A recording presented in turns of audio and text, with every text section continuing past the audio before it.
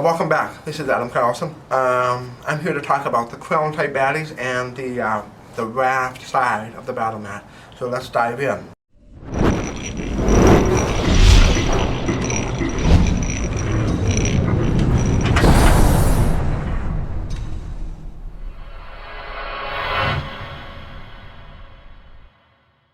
The Krelln type baddies are one of the two new baddie types that we're introducing in Too Many Bones Undertow.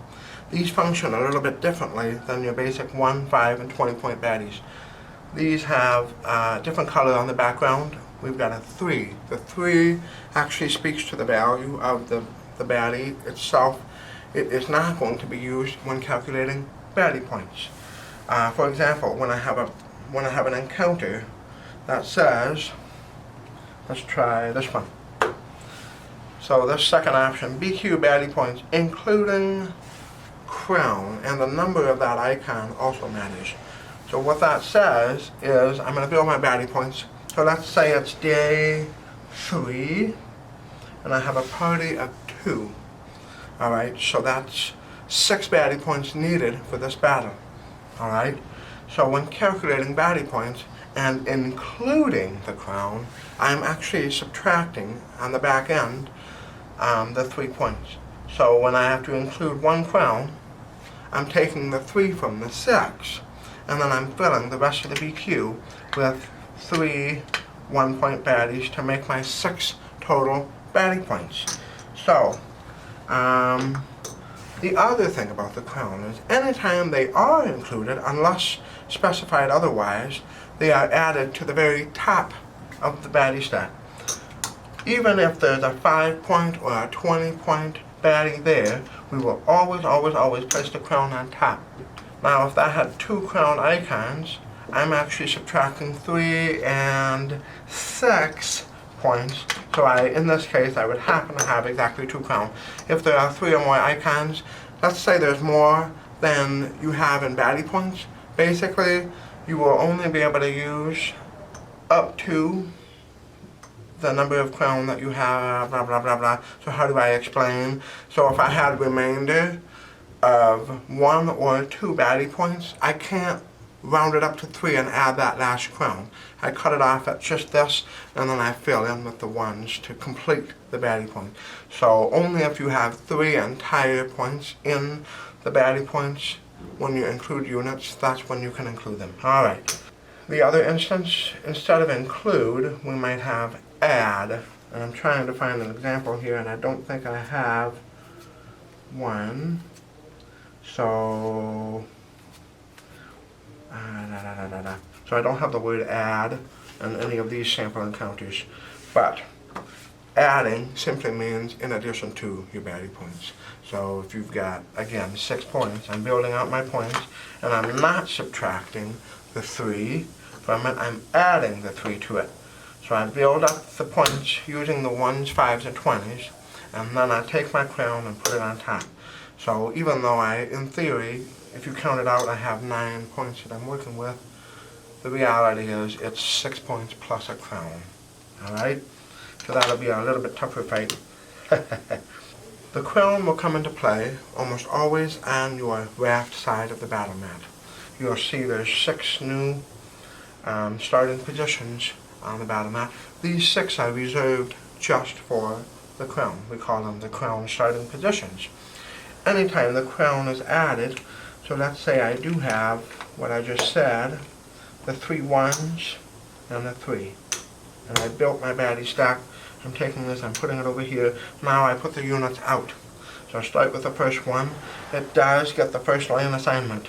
So even though it is not on the raft, we still give it the lane assignment, and we still give it an initiative meter. And in this case, it's a 2. I'm going to go ahead and put that out. Now, where does it go? We roll the d6 that's been provided with your game, and I rolled a 6, I put it here. If there's another Krelln that comes into play, or anytime a Krelln is trying to enter a Krelln starting position, so let's say I had another one with the second lane position, second marker, and I rolled a 6 again.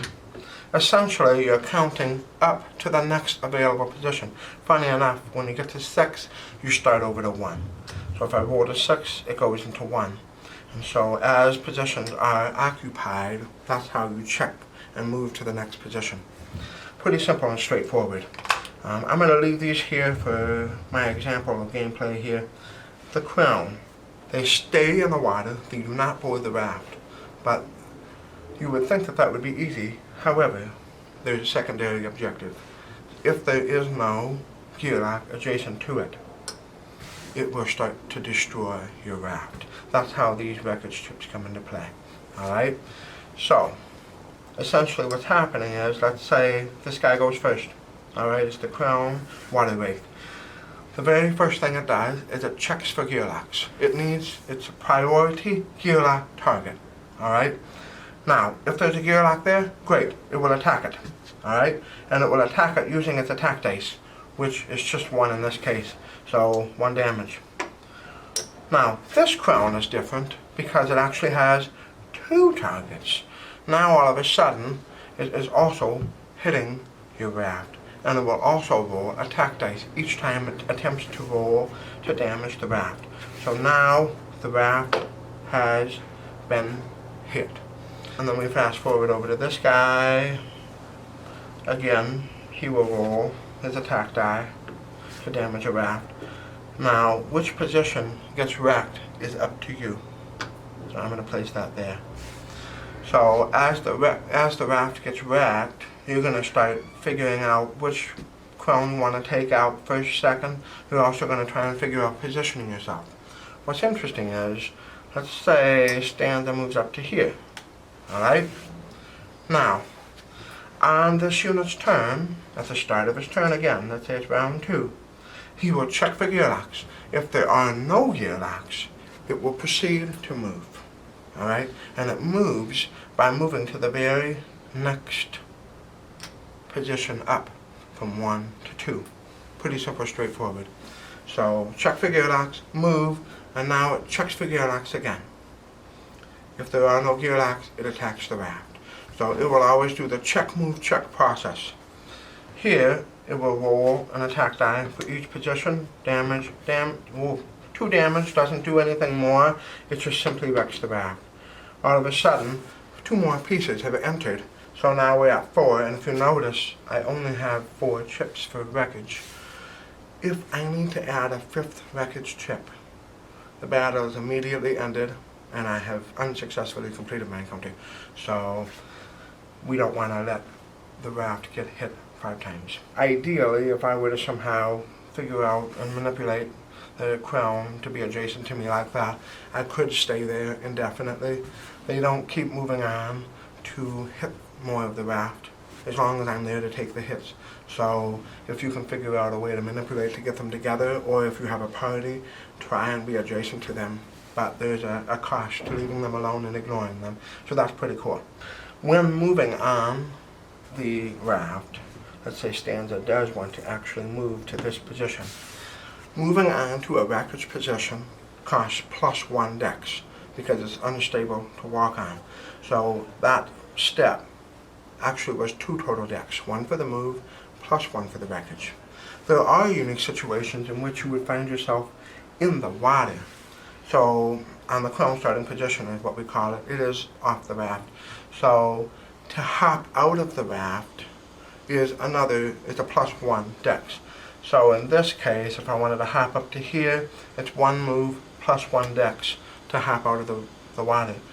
But if I wanted to hop onto this position, it's the move +1 dex for hopping out, +1 dex for the wreckage position. So this is 3 move positions.